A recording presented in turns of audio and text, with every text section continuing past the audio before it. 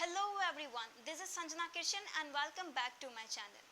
आज की इस वीडियो में हम बात करने वाले हैं हैकिंग के बारे में कि हैकिंग क्या होती है, हैकर्स की कितनी टाइप्स होती हैं और हैकर्स कौन कौन सी टेक्निक यूज़ करके आपका सिस्टम हैक करते हैं। So let's dive into the video. किसी भी सिस्टम की वीकनेसेस फाइंड करके अगर कोई उस पर एक्सेस हासिल कर लेता है तो हम कहते हैं दिस सिस्टम इज़ हैक्ड, और इस प्रोसेस को हैकिंग कहते हैं। यूँ तो हैकर्स की 6 कैटेगरीज हैं, लेकिन इंफॉर्मेशन सिक्योरिटी की दुनिया में 3 ऐसे हैकर्स हैं जो कि बहुत पॉपुलर हैं। So let us discuss about them one by one. सबसे पहले ब्लैक हैट हैकर्स। ये वो हैकर्स होते हैं जो किसी भी कंपनी या ऑर्गेनाइजेशन का data without their permission illegal methods use करके हैक करते हैं। इनकी इंटेंशंस किसी का भी डेटा चुराकर उसको मिसयूज़ करना या उन्हें नुकसान पहुंचाने की होती हैं। दुनिया के सबसे ज़्यादा पॉपुलर ब्लैक हैट हैकर्स में केविन मिटनिक का नाम टॉप पर आता है। इन्होंने मोटरोला, आईबीएम जैसी 40 मेजर कंपनीज का डेटा हैक करके रखा था और एक पॉइंट पर ये दुनिया के मोस्ट वांटेड साइबर क्रिमिनल भी थे। बट थैंकफुली बाद में उन्होंने अपना प्रोफेशन ब्लैक हैट हैकिंग से वाइट हैट हैकिंग में चेंज कर लिया।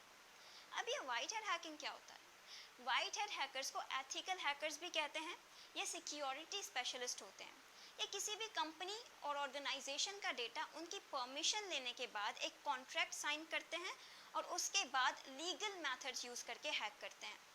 इनका काम किसी भी सिस्टम की वीकनेसेस फाइंड करके उनको इम्प्रूव करना होता है, जिसे कोई भी ब्लैक हैट हैकर फाइंड करके अफेक्ट कर सकता है।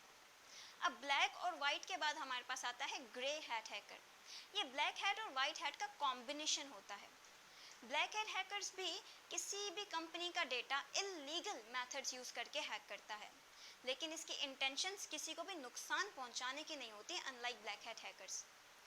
1999 में एक 15 साल के लड़के जॉनथन जेम्स ने नासा का इंटरनेशनल स्पेस सिक्योरिटी सिस्टम का कोड हैक कर दिया था, जिसके बाद उसे एज अ पनिशमेंट 6 महीने की जेल हुई थी और नासा को ये डैमेज रिकवर करने में 3 हफ्ते लग गए थे। इसीलिए हैकिंग ब्लैक हो या ग्रे हो, दोनों में सज़ा तो आपको भुगतनी पड़ती है।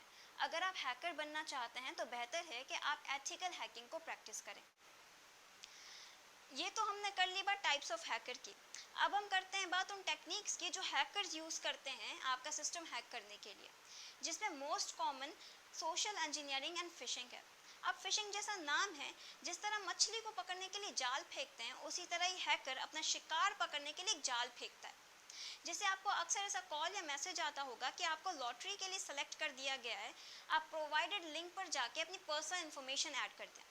अब आप जैसे ही उस लिंक को क्लिक करते हैं, आपके सामने एक वेबसाइट खुल जाती है जो कि ओरिजिनल लगती तो है लेकिन वो डुप्लीकेट होती है।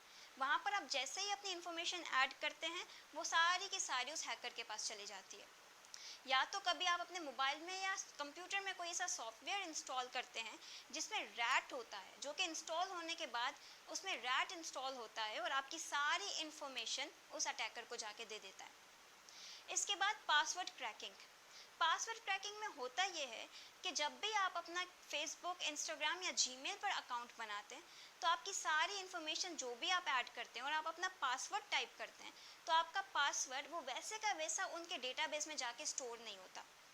इंटरनेट पे जितनी भी कंपनीज हैं उन सबका एक हैशिंग एल्गोरिदम होता है। तो वो हैशिंग एल्गोरिदम करता यह है कि आपका टाइप किया हुआ पासवर्ड उसको हैश्ड फॉर्म में कन्वर्ट करके डेटाबेस में स्टोर करता है। तो हैकर जब भी हैक करता है तो उसके पास आपकी सारी डिटेल्स तो पहुंच जाती है, लेकिन आपका पासवर्ड नहीं, आपके पासवर्ड की हैश्ड फॉर्म पहुंचती है। अब उसे ट्रैक करने के लिए वो कुछ टेक्निक्स यूज़ करता है, जिसमें सबसे पहले आती है रैम्बो टेबल। इसमें होता यह है कि इंटरनेट पे ऐसे टेबल्स अवेलेबल हैं जिसमें मोस्ट कॉमनली यूज पासवर्ड की हैश्ड फॉर्म्स गिवन होती है। तो वो उन सारी हैश्ड फॉर्म को आपके पासवर्ड की हैश्ड फॉर्म से कंपेयर करता है और मैच मिल जाने पर उसे आपका पासवर्ड मिल जाता है।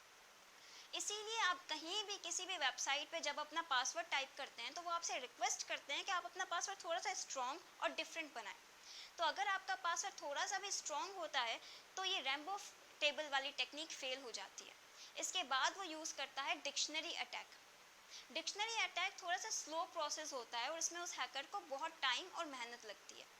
इसमें भी एक टेबल गिवन होता है, लेकिन उस टेबल में बहुत सारे कॉमनली यूज पासवर्ड की लिस्ट तो होती है लेकिन उनकी हैश्ड फॉर्म नहीं होती। तो वो उन सारे पासवर्ड की हैश्ड फॉर्म निकाल के आपके पासवर्ड की हैश फॉर्म से कंपेयर करता है और मैच मिल जाने पर उसको डिक्शनरी से आपका पासवर्ड मिल जाता है। और जब ये टेक्निक भी फेल हो जाती है तो फिर वो यूज़ करता है ब्रूट फोर्स अटैक। इसमें होता ये है कि हैकर हर कैरेक्टर और हर लेटर के कॉम्बिनेशंस, पॉसिबल कॉम्बिनेशंस फाइंड करके उनकी हैश्ड फॉर्म निकाल के आपके पासवर्ड की हैश फॉर्म से कंपेयर करता है। अब ऐसे में अगर आप अपना पासवर्ड थोड़ा स्ट्रॉन्ग और यूनिक बनाते हैं तो किसी भी कंप्यूटर को उसकी हैश फॉर्म क्रैक करने में अरबों साल लग सकते हैं। अब ऐसे में कुछ कंपनीज एक टेक्निक यूज़ करती हैं जिसे हम कहते हैं सॉल्टिंग। वो करती क्या है कि आप अपना जो भी पासवर्ड उसमें टाइप करते हैं वो पासवर्ड के हर कैरेक्टर के बीच में सॉल्ट ऐड कर देती है।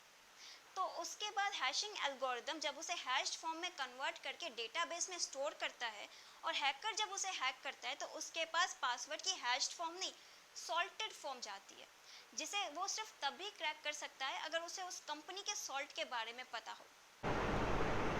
आज के लिए इतना ही। ऐसी ही और ज़्यादा इन्फॉर्मेटिव वीडियोस के लिए इस चैनल को सब्सक्राइब करें। तब तक के लिए keep learning and keep exploring. Thank you.